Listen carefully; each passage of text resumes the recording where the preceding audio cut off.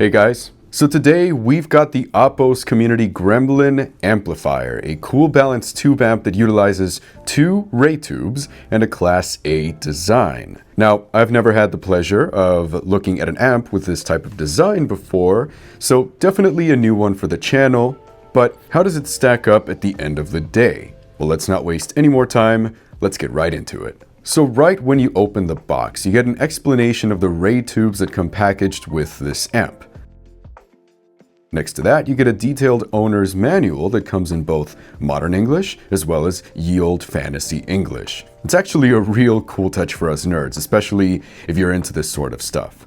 Now all we need is an anime crossover, huh? Here's the prologue for you. Hail and well met, O noble keeper of the Gremlin, or should we say, beware. Thou hast summoned a fearsome creature into thy abode, and the burden of its care is not to be borne lightly. This sacred codex shall guide thee through all that thou must know to keep thy gremlin happy, and most importantly, keep thy alive. Thou hast been born. Spooky stuff. Right below that, you get the amp itself in all of its crystalline glory with the ray tubes pre-installed. And below that, you get the power brick and cable itself. Pretty simple and to the point. Now let's talk about the build quality of this thing. It feels absolutely solid. I mean, it's got great build quality across the board. The on-off switch feels good enough, and the actual volume knob feels incredibly smooth.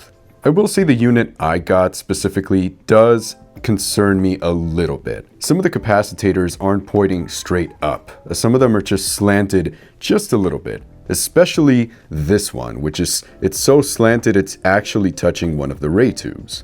Now thankfully this hasn't impacted its performance in any way whatsoever, but just letting you know. Now, one of the cool things you can do with the Gremlin is you don't actually have to use it as an actual amplifier. You can also use it as a preamp. So what this will do is this will color the sound of your solid state amp further down the chain or whatever other device you've got going on after the Gremlin and give it a musical twist to your otherwise accurate sound. Now let's not forget, one of the biggest benefits of a tube amp is that you're not just stuck with this one flavor. You can tube roll the amp with Apos' other tubes, which are offered as an option on their website, or aftermarket tubes so long as they match the connection type and size. Now, part of the features here, which dig into the amplification part, on the Gremlin, I run my HD600s at around 11 or 12 a.m. I run my HiFiMAN Arya Stealth at around 11 to 12 as well, and I run my Focal Clear OGs at around 10:30 to 11, give or take. I mean, sure enough, with a Class A architecture that's rated at about 1,250 milliwatt output at 32 ohms of impedance, the Gremlin is bound to give you an excellent amount of power. Now let's talk about the sound of this thing. So my current setup is the SMSL SU8 DAC with the THX AAA 789 balanced amplifier. I'll be providing my intentions going from the 789 to the Gremlin as a direct comparison to what is considered accurate. And again, the tubes I currently have set up are the ray tube core matched pair on the Gremlin. Now, let's jump right in. So starting out with the HD600s here, in Get Lucky by Daft Punk, one thing I noticed right off the bat, the claps sound a little more fleshed out. They echo out and they stand out just a bit more by comparison. In Hotel California by the Eagles, now this might be my brain playing tricks on me, but I did notice a very, very slight bump up in resolution of the instruments. It's so slight I'd probably attribute it to a placebo though. Now, Kyoto by Skrillex, bass notes came across as slightly less punchy and a lot smoother by comparison. A bit more lush than the 789. Same thing with the treble here. Cymbals and high notes felt a tad more recessed and came across a bit smoother while retaining that same level of clarity. Now, same thing but with my HiFiMAN Arya Stealth, Get Lucky by Daft Punk.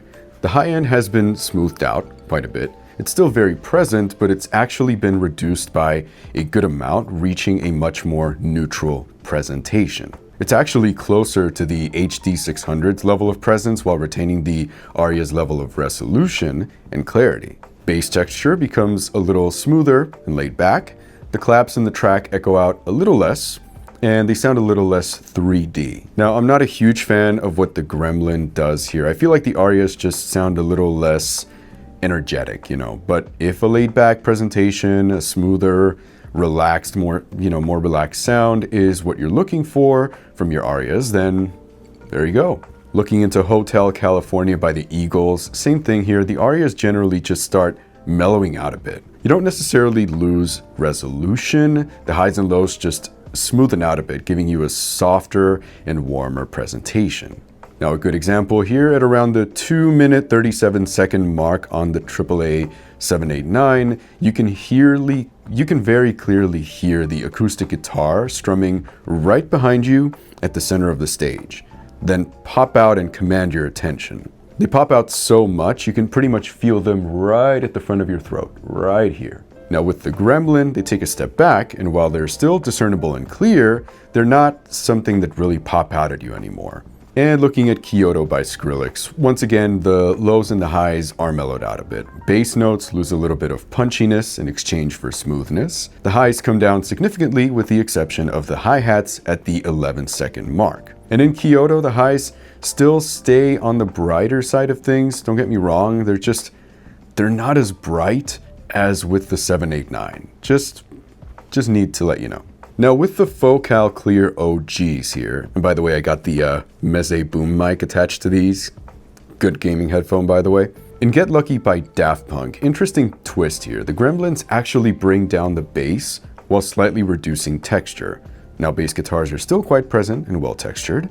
As for the highs, the clears have a bit of a metallic twinge naturally between the 6 to 10 kilohertz range on the 789 that, while I've gotten used to it, I'm not like the biggest fan of it. It's not per se something I crave from the clears. Now the Gremlin actually brings this down and eliminates about 90% of it. The highs are now at right about neutral, if not a hair darker than neutral. Now what this change does though is now these headphones sound far more neutral than stock while giving the mids a little more presence. In Hotel California by the Eagles, the Gremlin basically just gives you a more laid back and comfortable presentation of the track. It feels like details are not trying as hard to capture your attention. Things just, flow and chill with you. I can't say I like this better or worse. I would really say it depends on your mood. If you don't really want to listen to the details, rather you just want to listen on the couch, right? And you just want to disappear into your own thoughts, this might be a better way of doing that. It's like you asked your clears hey, take a chill pill. Now looking into Kyoto by Skrillex, same thing here. The whole track just sort of mellows out a bit. This time, however, I do welcome the change. Kyoto by default can sound a little too forward and intense. Not too intense for me, but on the more intense side.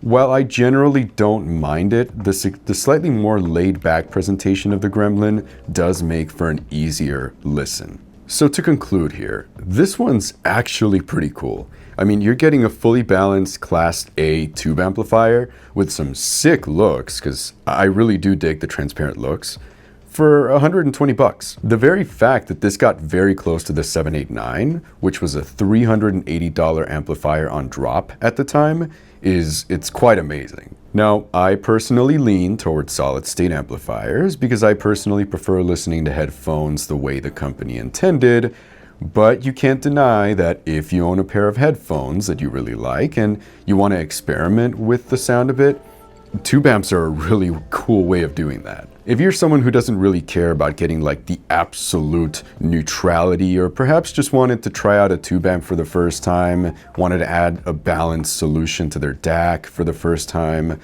$120 is a pretty convincing price. Anyway, that's gonna do it for me. Thank you so much for watching this. I hope you got something really useful out of this, and I will see you in the next video. Okay, ciao.